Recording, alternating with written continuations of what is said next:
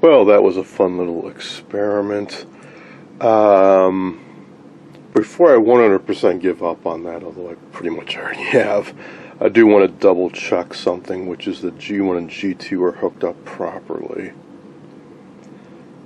Because if you look at a 21 EAP4, which is what was originally in this, and look at a 21 FDP4, which was a recommended replacement, and you look at a slew of other CRTs that are very similar, like the FAP4 and CEP4, and basically a whole bunch of 21-inch CRTs with a similar deflection angle that can fit but have longer necks. They often have G1 and G2 flipped, pins 2 and 3 flipped. So that brings us to this, the picture tube it came with. I finally got around to taking the back off. I was rewatching the first installment of this series, which I recorded ages ago, and it looks like I was just speculating. I said, I don't know if I ever took the back off of this. Well, now I have. Unfortunately, that solved nothing, because this is what I found. A sticker that says replaces 21 EAP4, and this. Center line and blah blah blah code serial number. But all it says to me is this is a rebuilt picture tube. And I don't know what's in it. I don't know what electron gun's in it. I don't know what pins what. I don't know what the ratings are. So, I don't know when that sticker was put on. I don't know who put it on. I don't know how closely it matches anything. I know the 21 EAP4 had a 2.35 volt 600 milliamp filament, and this does not, based on my earlier experimenting with it. As far as what G1 and G2, G4 and the cathode, what pins those go to, don't know for sure.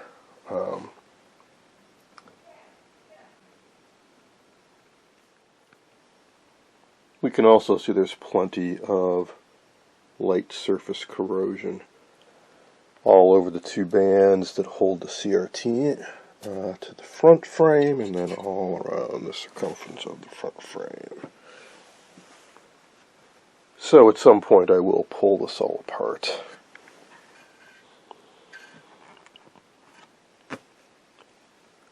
I just thought that was curious.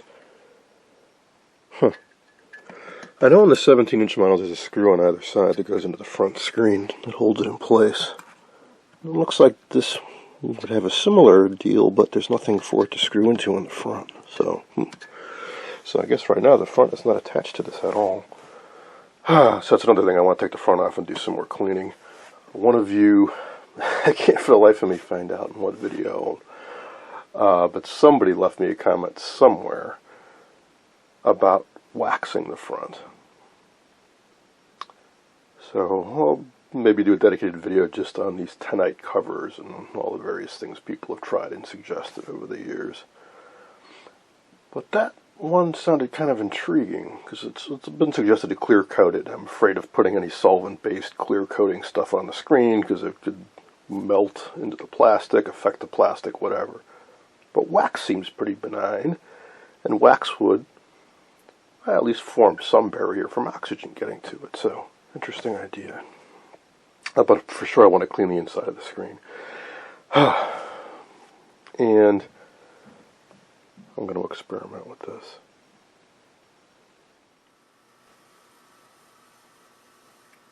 Well, after screwing around with the CRT and my tester for a while, I've determined that, yeah, it is a 6.3 volt filament, 600 milliamp, and that the connections are correct with G1 and G2. It's just worn out. So I went and I did a manual restore, or first an auto restore, then a manual restore number 1, and here we are. But I could already see on the tester that the emissions were dropping, but it definitely got it up into the green, and now I'm watching this with the lights on, and it's watchable.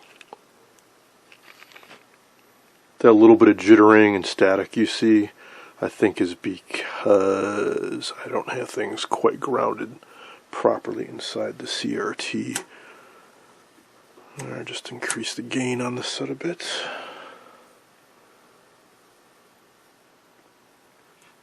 So we'll see how long it holds up. I don't know.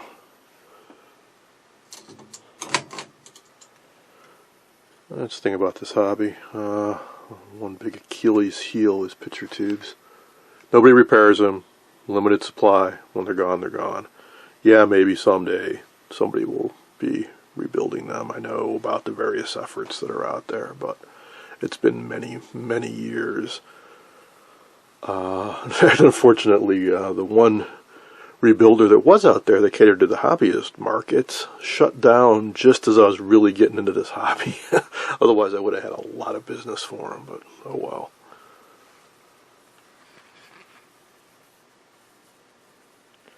I mean, there's still manual restore number 2, and then there's the rejuvenate, which is like the atomic blast thing. So, you know, I'll just use this picture tube till it's, you know, completely dead.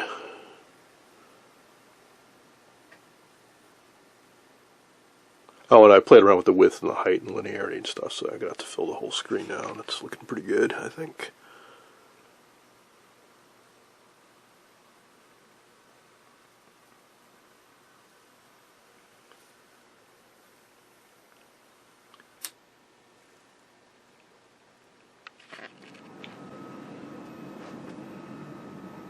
Okay, so now what? Well, I'm afraid basically all the fun and excitement's over.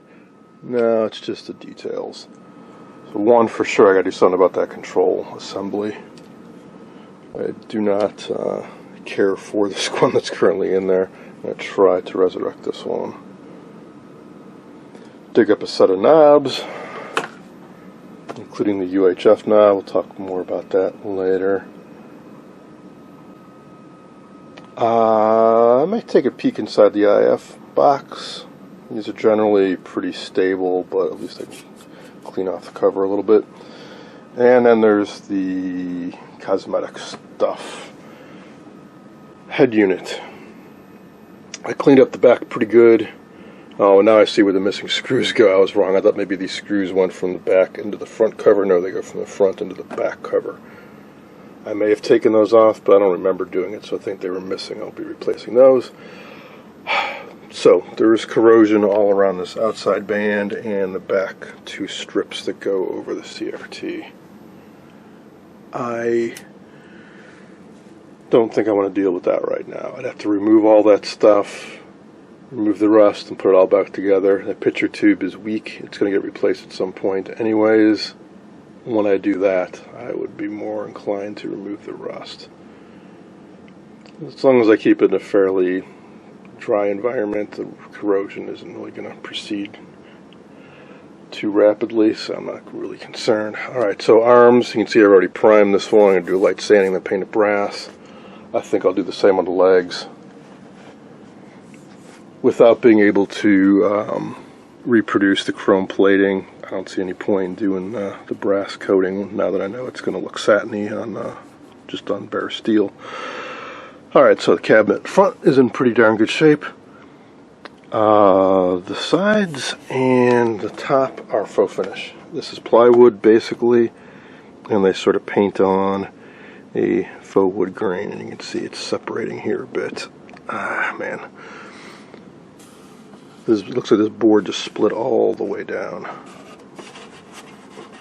Yeah, I can feel it inside. It's split all the way through. Huh. So, oh, and then this is metal mesh that they painted to look like mahogany. That's in pretty good shape. So, on my other holiday, that's kind of hiding back there, that also needs a bit of final touches, and the screen cover needs to be repolished. On that one, I got some super thin veneer. It's real wood veneer, but really thin with a paper backing, and I glued it down. I essentially re-veneered. I think I just did the centerpiece, though. I didn't do the whole cabinet. It didn't turn out great. It's certainly better than this flaking finish, but considering how much work was involved and the final results were not spectacular. I don't want to do that again right now, not on this one. It's been suggested to use vinyl wrap. Yes, that's a possibility, but I think that'd also be a bit of work, and I don't have experience with it, so what I'm going to do is simply get some acrylic paint, some artist paint, well, assuming I can with the shutdown situation, and paint this in. I'll try to at first match the lightest tone of brown and fill it all in, and then try to just streak on some black, and I don't expect it to be anywhere near perfection, just something that looks better than this, and then clear coat it. And one nice thing is the picture tube sits on top of this, so it's fairly obscured. The stuff that's really visible, like the sides, like the front, are in pretty good shape. So when I'll get to that, I don't know for sure, because I don't really have the supplies I need for that right now. But for sure I can continue on with this. And there's so many minor things, like the shroud for this. It should be a cardboard tube. Those tend to disintegrate. Somebody put some masking tape around it. Obviously that's disintegrating, so there's that. Clean the pots. Drill the hole for the UHF tuner, and so on and so on. I was wondering before, where exactly should that hole be? Well, I looked at some ones online, and it should be down around there. And it seemed like the power switch was bad, but after working it a few times, it seemed to be okay. As do the volume and contrast potentiometers. Cleaned them out, cleaned off the lugs, and swapped out the controls. Remembered for once to put some heat shrink tubing on the wires before I connected the control on the end, so once I make sure this is working, I'll get a heat gun out and shrink all that up, make a nice neat wiring harness. I also cleaned up all the controls and the wiring for the various adjustments on the side there. So I'm getting ready to remount it, and then I want to make sure it works.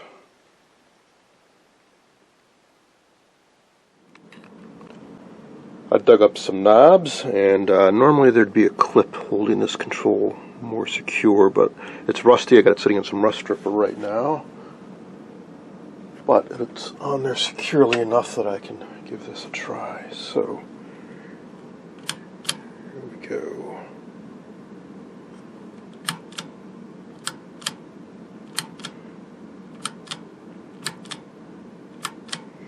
Yeah, sometimes these switches are I need to work them for a while to wear off some corrosion.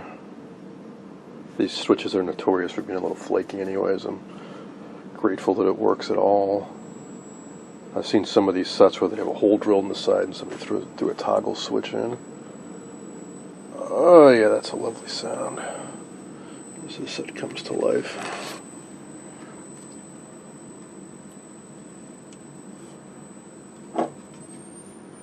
I know what the problem is. While I was cleaning the controls, I twiddled with them, and one of them is a coarse horizontal frequency adjustment. That's better. Let's get some vertical hold, and of course I screwed up the height and linearity. But let's see. Get the height up. The fun with these old sets. Quite often when you adjust the height or linearity, you lose vertical hold. And this set is no exception.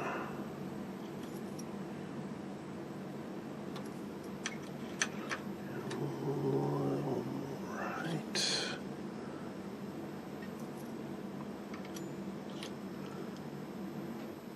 You get the idea. Let's see, does contrast work? Oh yeah, it seems to work. Well, linearity is really bad.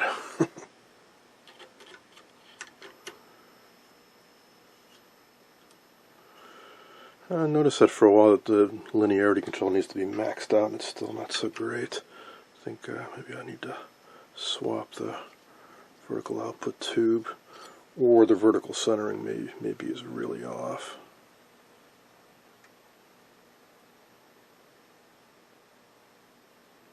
Well, that's not so bad.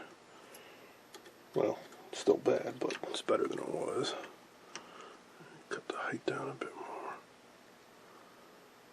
And just fills the screen there. I don't worry about all that till I get a test pattern generator going. So, how about some volume? Yeah, volume controls. Punishment at all? I don't expect it, Commandant. The Gestapo major gave the order to Schultz. He did? How do you know? You told me. How else would I know? Right now. What about you, Kirk, LeBeau, Kinslow? They didn't say anything. Cool. Power switch. And back on. Nice. Alright. Onwards and upwards. So, that rust is done, removed from that clip. We'll get that on there. Takes care of that. I'll heat shrink up these bits here. And I think this is supposed to be secured underneath. I think there's a metal clip or something. I'll get that up and under there. Tuck it out of the way. I think I'll start cleaning on this area, the UHF tuner. So I've gone on about this. Hey, this is cool. It's got a UHF tuner. Those are rare. It's unusual. Drill a hole in the side of the cabinet. It's got a big cool knob I can put on there. But I've never actually tried using it. I did restore a debutante a while back that had UHF. I'm pretty sure there are no more UHF analog transmissions around here. But I do have my own blonder tongue modulator, basically my own TV transmitter, and I can dial into any station so I can broadcast a UHF signal. So at some point I will be able to see if that actually works.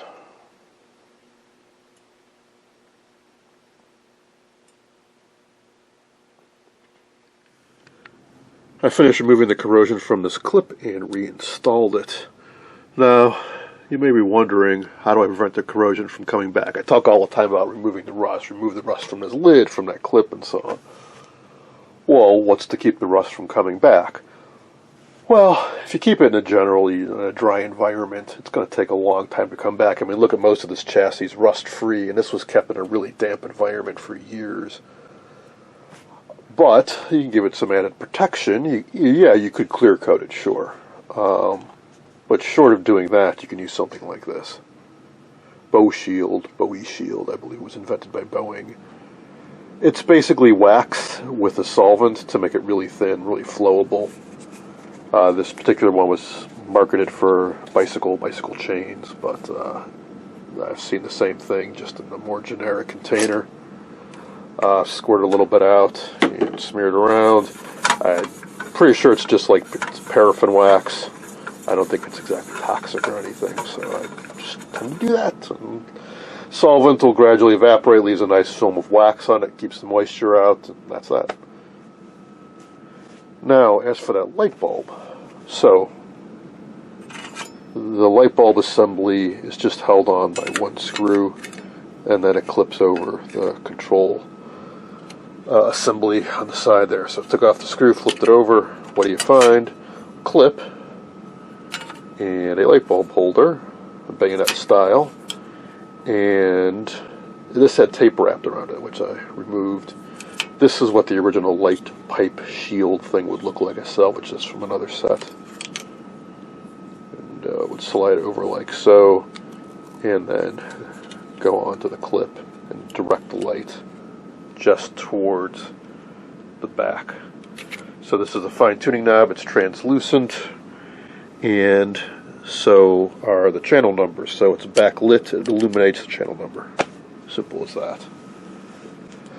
So if this was missing, one option occurred to me is heat shrink tubing. This isn't quite big enough, and it's gotten flattened, but if you had some stuff that was a bit more round and about this size, I imagine that would work pretty well. Otherwise, maybe some type of hobby tubing or something, cardboard tube about that size, or plastic. But this bulb will get a bit hot, which is why these cardboard tubes get so crusty and disintegrate. So you want to use something that can stand up to a bit of heat. For now, I'm going to just, well, recycle this one. While we're talking about this control panel, as it is, at least in this particular unit, it was held on by two screws over here. However, I couldn't help but notice there's a cutout down here, and there's a corresponding hole in the chassis. It's not threaded, though. But I have some leftover screws, and I'm going to put one in here to give it a little bit of extra stability, because right now it's only held on by one side, so this bottom can move a bit. There's also one up here, but I think that hole might be a little larger. Yeah, with a larger screw I think it would work. But this one down here just seems so tailor-made for it. So I don't know if somebody forgot to install it, or was it a production run change to save a penny? I don't know, but simple enough to install one. It's not in the way of anything. Holds it on a little bit tighter, so nice little upgrade.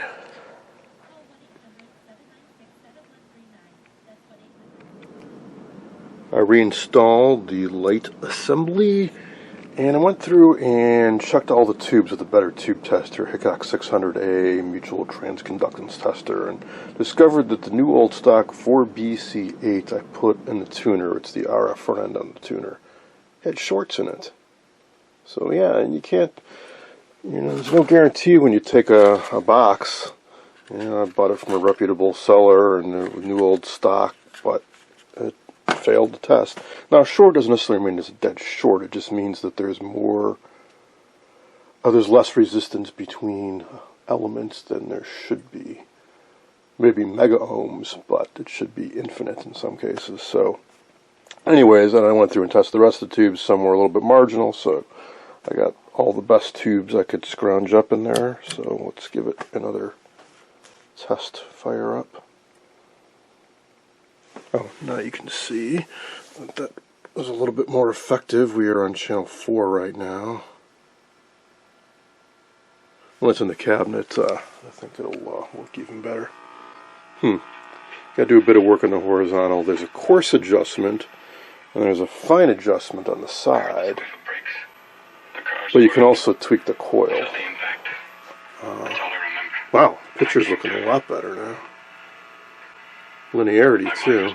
Vertical linearity, that is. Horizontal linearity seem to be pretty good from the get-go. I'm deeply sorry. A little bit of buzz in the audio. You only hope. Tweaking the fine-tuning. I'm not the one threatening to Somewhat diminish it. Had more than your share of grief. I don't want you to give yourself any more. Mr. Mannix, get out of here. Here's with the brightness all the way up. So I've had this set maybe running in half an hour, 40 minutes since I did that rejuvenation. So far it's holding up alright.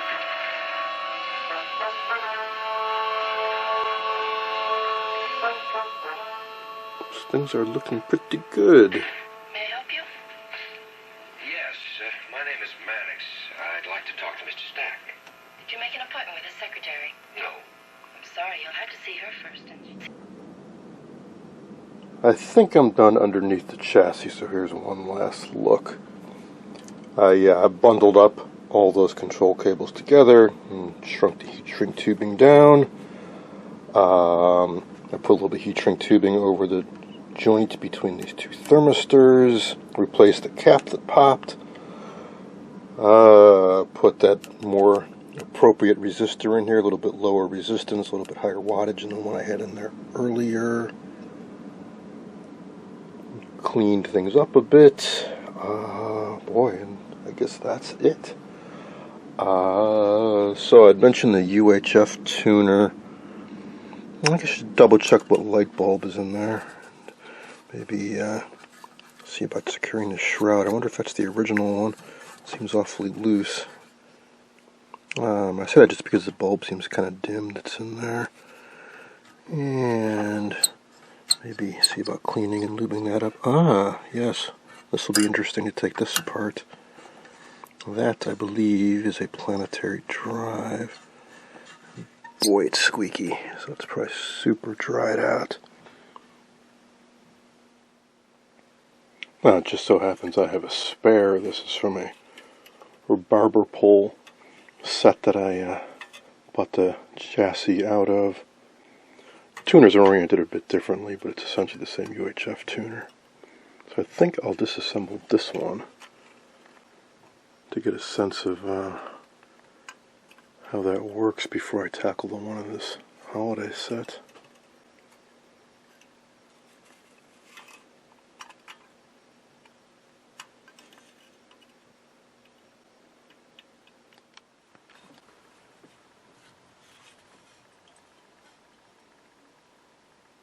I stripped it down to just the UHF tuner and nothing else. Not much to it. One tube, antenna in, IF out, and this goes into the VHF tuner, so it down converts the UHF band to the VHF band. I don't know exactly what channel, but it does not go directly from UHF to the IF frequency. It's a multi-stage conversion, and it's a 2AF4 tube. It is a high-frequency triode. Little tiny tube. It was the standard in every UHF converter and tuner for years. See how small the elements are in there.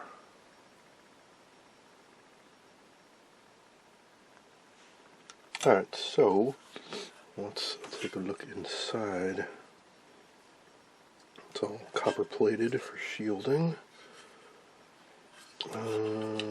Looks like, pry this side up. So, yep, there we go. And well, yeah, that's typically what you see in a UHF type tuner converter in this era. In other words, not much.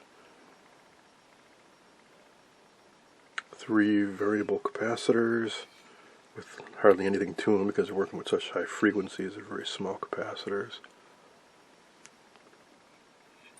And there's some bent pieces of metal. There's a loop down there. There's another one up here. Those would serve as, inductors, I suppose. So the one down there is right off the antenna, so there that may actually be like a transformer. Coupling from the antenna input into the first stage, so to speak. And you see one of them goes right into this tube, which acts as an oscillator mixer. So out of these 3 tuned circuits, and then we see the outputs in the middle. So one of them will be like a bandpass filter on the antenna. One of them will be to tune a local oscillator. And then the third one is probably another bandpass type filter for the output of the mixer or something like that. And then the detector is actually a diode, semiconductor diode. Just a couple resistors in here, coil, a few more coils, a couple more down there, another ceramic cap, not much to it. 1 adjustment, 2 adjustments, I assume that's what that is. Not the kind of thing you'd want to mess with. You can see they're kind of sealed with like Glyptol or something like that.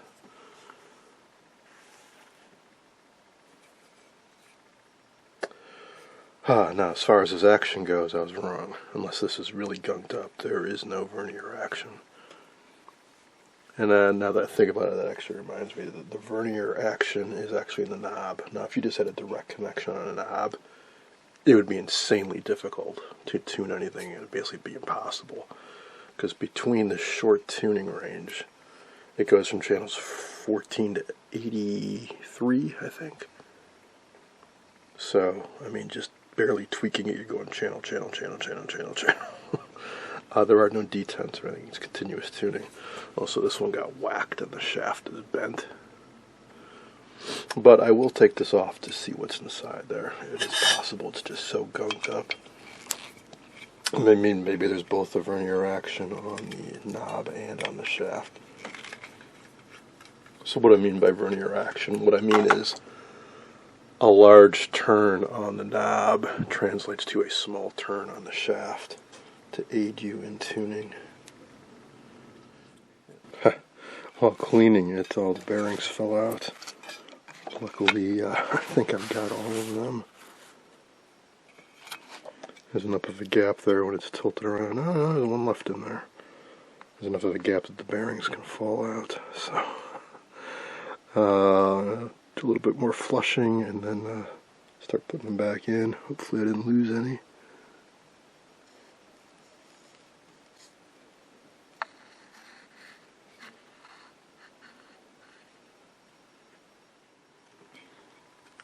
I also took off the back end, and there's a single ball bang in there, cleaned that out and re-lubed it. And it's definitely better. It's not, I'm not blown away by how smooth the action is, but it's definitely smoother than it was. Alright, so now what? I'll do the same thing on the other one, but this is a UHF drive and knob assembly in the original box. Never been used. If you watched my video on Philco knobs, you would have seen this before. I actually have two. One used, which I think I got out of an old TV radio repair shop in Chicago that I kind of did a salvage operation on. I think that's where it came from. And I remember it being in miserable shape. I think it was outside in the mud or something like that, and I cleaned it up quite a bit. But this piece, I don't know. I remember, man, ages ago, I may have even done it in a video back at the old apartment years ago. I thought I had the cover for this, but I don't know. Either I had it and I've misplaced it, or I never had it. I'm not sure. But also, the mechanism is not quite working right. That being said, I would like to use this one. Why? Because this is not a pristine museum quality set, so I don't want to use a pristine new old stock, rather hard to find and worth quite a bit of money knob on this set. Anyways, here's what the new old stock one looks like. So, you know, I figure I could fabricate something like that if I had to. It's just a piece of metal that's been, you know, if I put a nail through a board or something and take a disc of metal and put it on it and kind of hammer around or something like that, or better yet, take a disc of metal and flip it, or what am I trying to say? Take a disc of metal and whack it with a nail set in the middle or something like that to put a dent in it. That's basically all it is. Otherwise, I think all the bits are there. What's curious is that this has some things, some elements like these rubber or plastic pieces over the metal. They're missing on this one. But I'm pretty darn sure this has never been used. And this one has the correct action. So imagine this is in the shaft on that. Notice the red mark as I turn this. It slowly moves. I lubed up the UHF tuner by flushing out the bearings and packing it with grease. I decided to do a little test fitting, kind of putting everything back together. So I finished cleaning up the back cover and clean the screen off. And here's a look at one of the arms. So for the arms, I ended up going with this Rust-Oleum metallic finish bright coat. It's pretty good stuff. It's a pretty nice look. The only real issues I had with it is it's an enamel paint, and enamel paints can be a little bit of a pain in that they have a long dry time. So it recommended using primer, and also another issue I had is in some areas I had some wrinkling. It seemed like the primer did not react well with the top coat, or there was some residual junk on these that didn't get cleaned off. I don't know, but there was a little bit of wrinkling here and there. So it took me about a week because some of this I had to sand and recoat.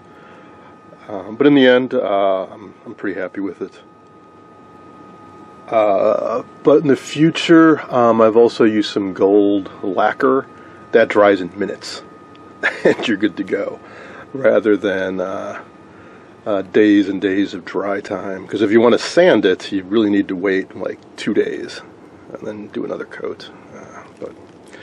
And also, I should probably clear coat this, but I don't have any clear enamel gloss right now, because this is just the metallic paint, and I think with a bit of abrasion it's gonna flake off, but at least it looks it looks about as good as it did with me brushing it on. So, anyway, so that's going to go like so. And of course, I'm on the other side. And I will need to drill a hole for the UHF tuner, but it's getting pretty close to being done. But right now I'm going to finish off this video, and I'll pick up hopefully when this thing is all back together.